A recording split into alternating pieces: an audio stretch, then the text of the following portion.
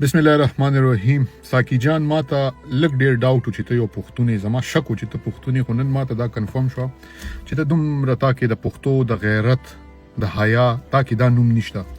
ته یو بدنما داغې په دې معاشرې باندې، ته یو ناسوري د دې معاشرې دپاره.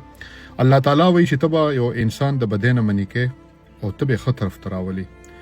مونږه کوشش دا دی چې مونږ دا معاشره خپله پاکه کړو، دا ګنده خلک مونږ ښه لارې ته راولو. خو ته د دې ځان نه تا ترجمان جوړ کړی دی او ته ما پسې ویډیوګانې جوړی، زما نوم لې او ما ته دا وایې چې دا ستا کار نه دی. الحمدلله زه پښتون یم، الحمدلله زه مسلمان یم. دا زه خپل فرض ګڼم چې زه د خپل را روان مستقبل دپاره، د خپل را روان نسل دپاره د داسې ګنده خلکو خلاف اواز اوچت کړم او هغوی ته د قانون او آئین مطابق سزا ملو شي. خو ته دې وخت کې پیسو دومره لیونی کړې چې تا نه خپله حیا، عزت، غیرت، پښتو هر څه در نه هیر دي. کله چې در باندې زور راغی نو بیا دې په لایف کې جړل او بیا د خلکو ته وې چې ما ته دعا کوې چې ما ته څه نقصان ونه رسي. زه تا ته دا یو خبره کوم، د پاکستان جنډه سوځول، د پاکستان پاسپورټ سوځول، د پاکستان پسې ردې بدې ویل، تا ته ډېر حساب کتاب پاتې دی او د هغې سزاګانې تا ته آلریډي پاتې دي او دا به تا ته ملاویږي.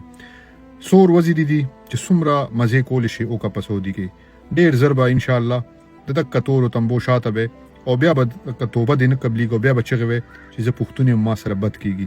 او څنګه چې مخکې راغلی وې او بیا په کوټ کې د چرګې په شانتې ناست وې او بیا داسې ناست وې چې یو مړی ناست وي او بیا دې دا وې چې یاره ما سره بد کېږي او ما ته چا وې چې ته دا خبرې کوه، بیا په تېښته د پاکستان نه تلې، نو دراروان ځله به د تېښتې لار دې هم نه وي. ځان نه یو داسې کرکټر مه جوړوه چې بیا درته ژوند تېرول ګران شي.